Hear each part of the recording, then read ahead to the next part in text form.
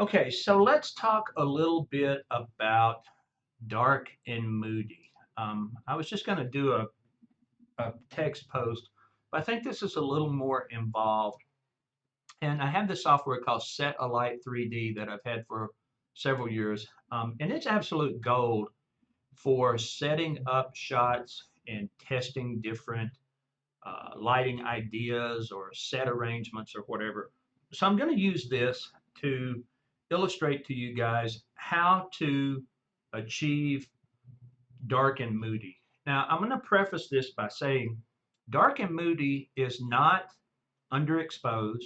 Any image that you take should include highlights, midtones, and shadows. And I see a lot of people trying to achieve dark and moody by simply taking a normally exposed photograph and adjusting the sliders in Lightroom or whatever editing software that you happen to be using. And that's not right. You're not going to get the look that you're wanting. Dark and moody, oh, sorry about that. My phone does weird updates.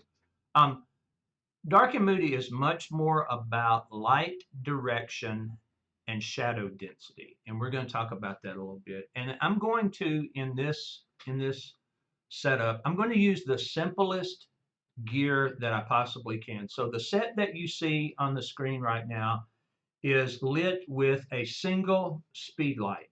Now I'm going to talk a little bit with you about position of your light.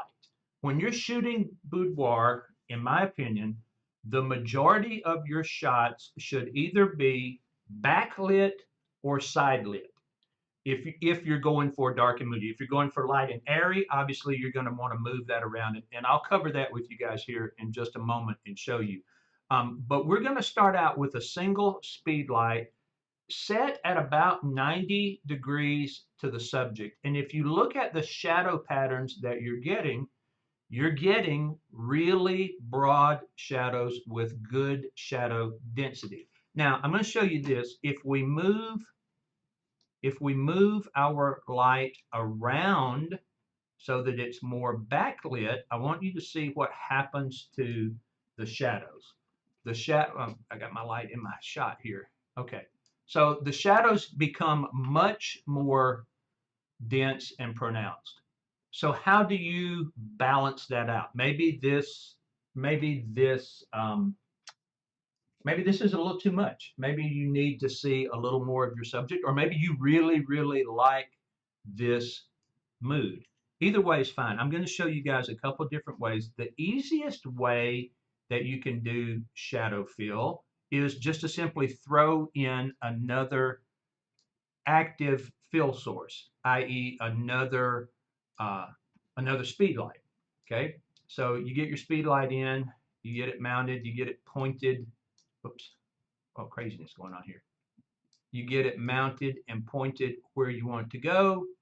And obviously now we have all of the shadows completely filled in. So that's a little more than what we need. So if we pull the power on our speed light down and then slowly increase it a little bit at a time, we can get to the point where we are achieving the amount of fill that we like for that particular image. Now, that's what I think is the easiest way. Active fill, in my opinion, is always easier than passive fill because you have a lot more control over the um, the speed light or the strobe or whatever it is that you're using. You have a lot more control over what you can do with that light in terms of power, in terms of spread. There's just so many things that you can do in order to achieve the look that you want. But let's assume that you are doing boudoir photography and all you have is a single speed light and one of the most basic reflectors that you can possibly have. And in this case, we're going to use just a standard styrofoam. This is a 2 foot, basically, we can change it. We can change it to 24. Oops, not, let me try, let me this. We want this to be 24 inches, not 24 feet, 2 feet, Jason. And then we want to unlink that, and we want this to be 1.5 feet. So you can go to Walmart, or um, you can go to Office Depot, or a lot of different places, and you can buy these foam core boards that cost about $1, and you can use those for passive fill.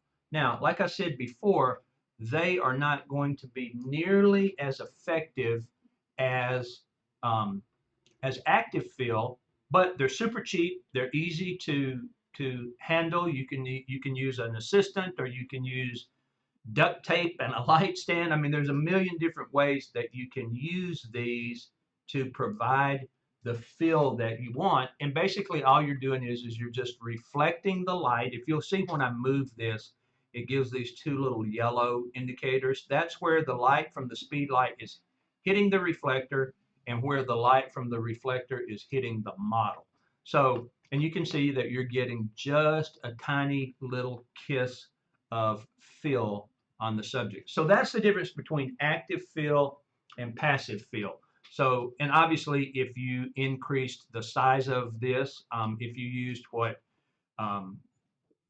called a V flat, those are going to be um, 4 feet by 8 feet. We'll have to make some adjustments to this, obviously, but you're going to be able to get quite a different amount of light control from that, because, well, I mean, it's massively bigger, and it's going to command, and um, it is going to obviously bounce quite a bit more light than what you would get with a tiny fill. So anyway, that's the difference between active fill and passive fill, and the ways that you can use basic lighting in order to fill in your shadows. So there we have that. So now let's talk a little bit about this subject here in this scenario is what I would consider to be backlit. The light is behind the subject. Most of the shadow is falling toward the camera.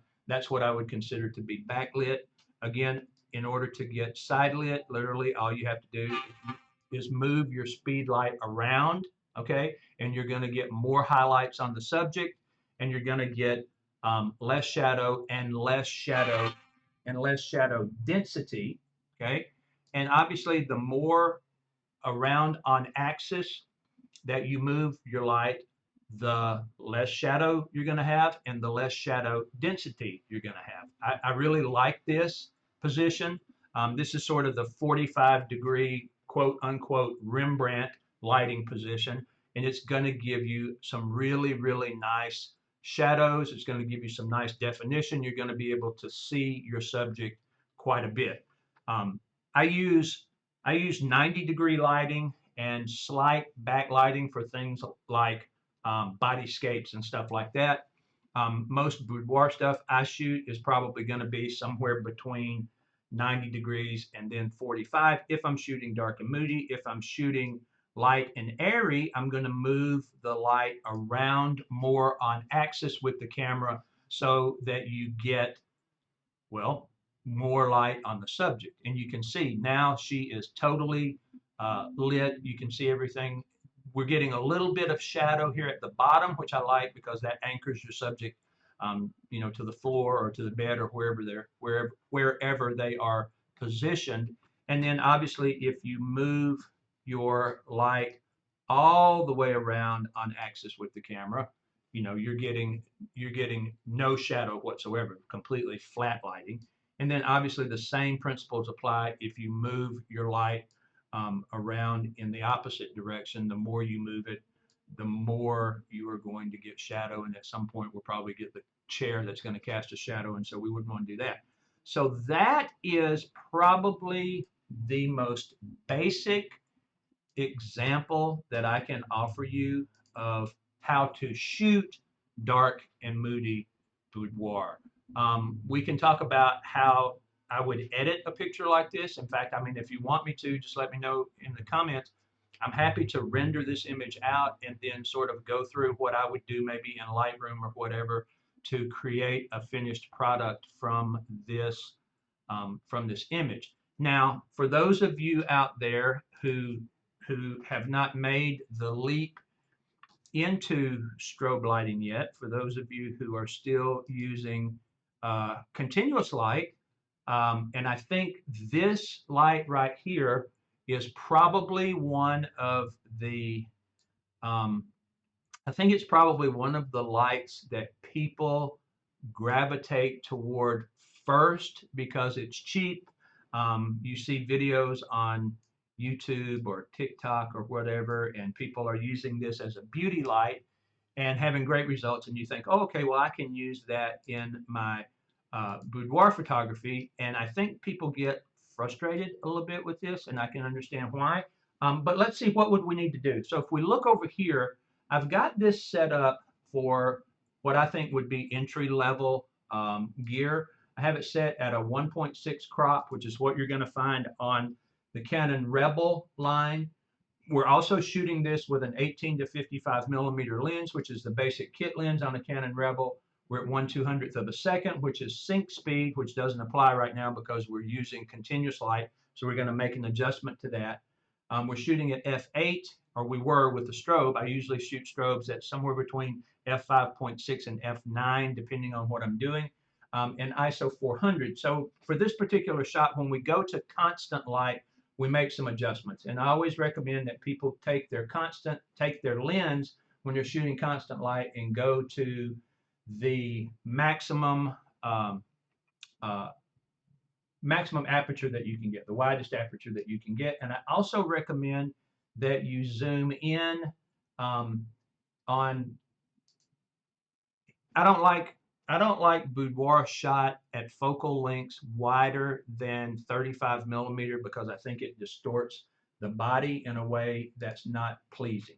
So we're going to make this adjustment to f5.6. We're going to make our focal length adjustment to, if I can get it to stick on 35, to 35 millimeters. And we're going to drop our shutter speed down to 1/125th.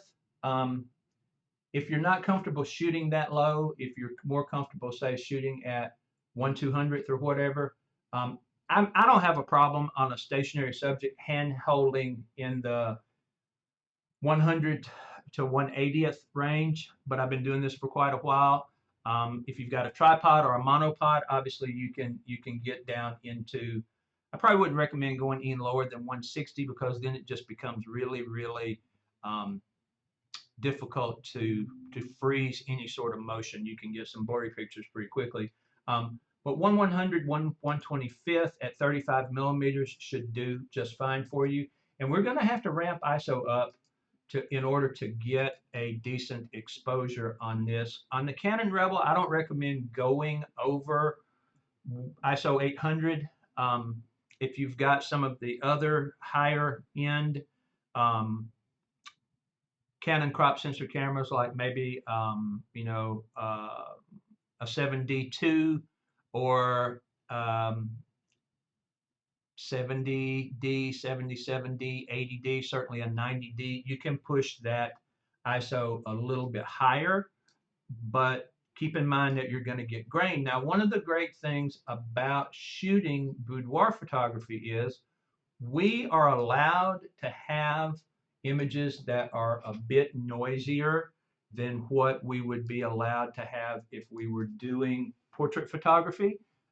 Boudoir can be a little gritty, it can be a little soft, so we are lucky in that we can do some things in boudoir photography that we might not be able to get away with if we were shooting portrait photography. So this is basically a 100-watt ring light that you can get on Amazon, eBay, 100 different places online, set up for a dark and moody boudoir shot. Now you'll notice that the shadow transition in this image is much, much softer than what it was with the Speedlite, and that's simply because this is a larger.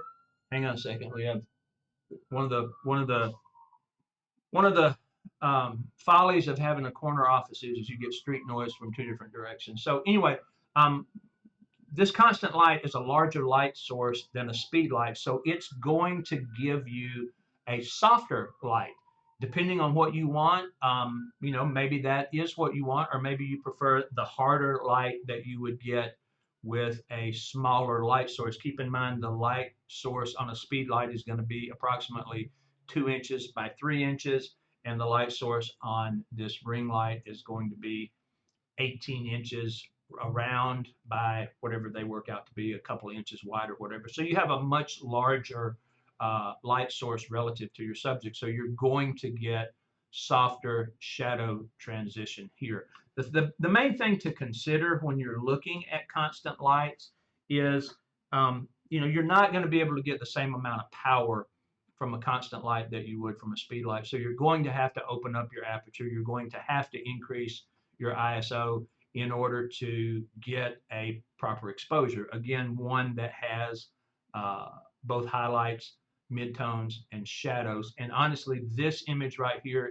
is very, very much on the edge of as far as I would go in terms of underexposure. We do not have a lot of highlight in this image. We do have some nice highlights on the shoulder. We do have some nice highlights down here on the butt. So that's about as far as I would go in terms of moving toward an underexposed image. We're definitely exposing to the left side of the histogram on this, but I wanted to give you guys an example of what can be done with some really basic gear here, because like I said, we're dealing with a Canon Rebel equivalent camera pushed to what I would believe to be the upper end of its ISO capabilities with a kit lens and a light that you can get online for well under $100. I mean, I think you can get, if you go on eBay and you get one used or whatever, I think I picked up one um, for like $30 or something like that. So, you can definitely find these things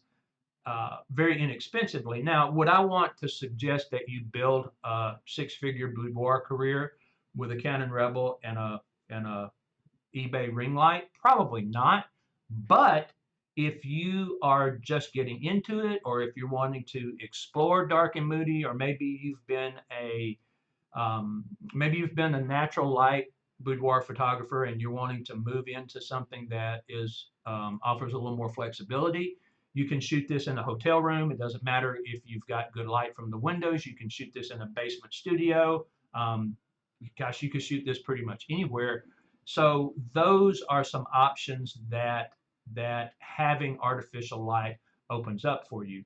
Now, there are definitely some other options that are available, and I have used some of these higher end LED constant lights that are available.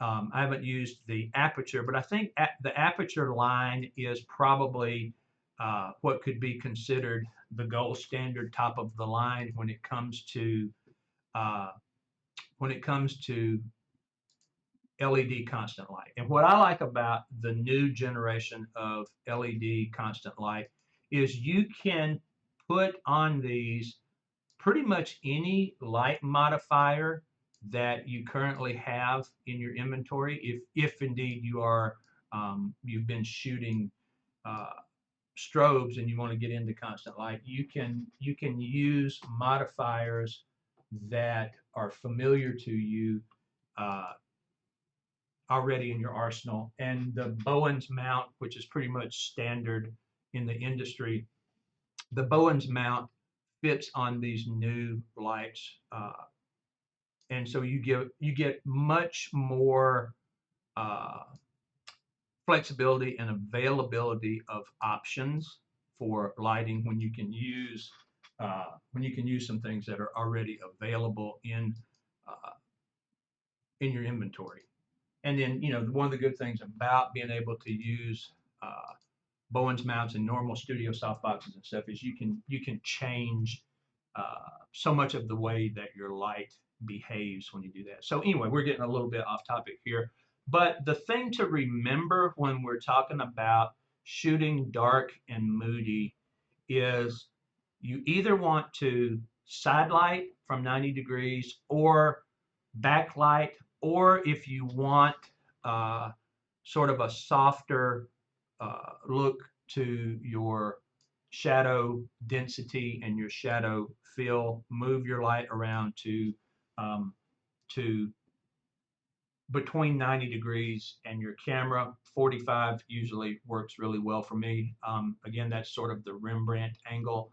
This modifier is down lower, just to light more of her body, but you can kind of get the idea of how that is going to work. Just remember, the closer to the camera you have your light, the less shadow and the less shadow density you're going to have, and the further away on that radius that you get from your camera, the deeper shadow density you're going to have, and actually the more shadow you're going to have. So that's just something to consider.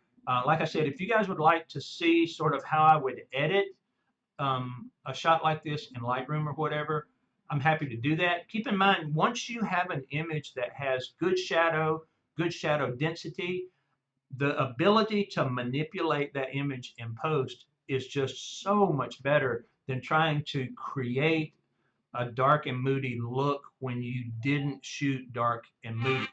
So keep that in mind. I hope you guys enjoy this video. I really like, I'm a firm believer in our industry, a rising tide lifts all ships. So if you have questions, if you would like information on anything that that I have experience with or whatever, photography, studio photography, marketing, whatever, I'm always here to help. So you just let me know, and I'm happy to answer any questions that you might have. Have a great day.